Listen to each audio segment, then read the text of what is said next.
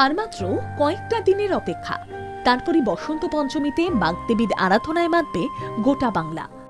আর বাগদেবীর আরাধনার দিনে কার্যত উধাও হয়ে যাবে শীতের আমেজ। পশ্চিমী ঝঞ্ঝার কারণেই রাজ্যে বাড়তে পারে তাপমাত্রার পারদ। আলিপুর আবহাওয়া দফতরের তরফেই সেরকম সম্ভাবনার কথাই জানিয়ে দেওয়া হলো। 29 তারিখে আপনার দক্ষিণবঙ্গের বেশ কয়েকটি জেলাতে আপনার বিক্ষিপ্তভাবে ডেন্স ফগ হওয়ার সম্ভাবনা আছে। সেগুলি হলো উত্তর 24 পরগনা, নদিয়া, মুর্শিদাবাদ, বীরভূম, পশ্চিম বর্ধমান এবং পশ্চিম মেদিনীপুর। এই জেলাগুলোতে বিক্ষিপ্তভাবে ডেন্স ফগ হওয়ার সম্ভাবনা আছে। সাধারণতন্ত্র দিবসের পর থেকেই বঙ্গে তাপমাত্রা ঠিক যেন লুকোচুরি খেলছে। 14 ডিগ্রির ঘরেই ঘোরাফেরা করছে বঙ্গের তাপমাত্রা।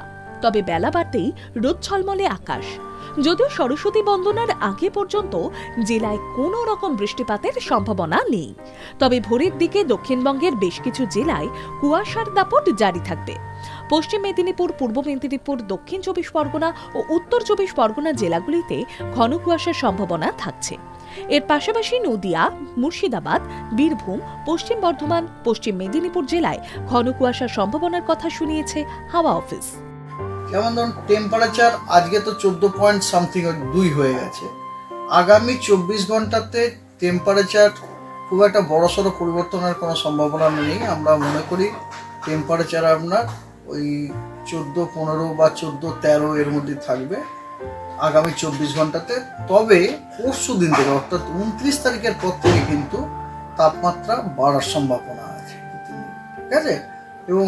এবং যতদূর মনে হয় আমাদের খুব সম্ভবত সরস্বতী পুজোর সময় অতটা হয়তো ঠান্ডা থাকবে না।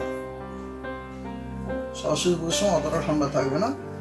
পুজোর সময় হয়তো তাপমাত্রা বেশি থাকলেও থাকতে পারে, বুঝতে পেরেছেন? তো এই হলো ব্যাপার আর কি। রাজ্যে এই মুহূর্তে জেলাগুলিতে শুষ্ক আবহাওয়ার সম্ভাবনার কথা জানানো হয়েছে। তবে উত্তরবঙ্গের দার্জিলিং, কালিম্পং এই দুই জেলায় বৃষ্টিপাতের সম্ভাবনা থাকছে। তুষারপাতের সম্ভাবনার কথা জানানো হয়েছে আলিপুর আবহাওয়া দফতরের তরফে। ব্যুরো রিপোর্ট, বাংলা জাগো।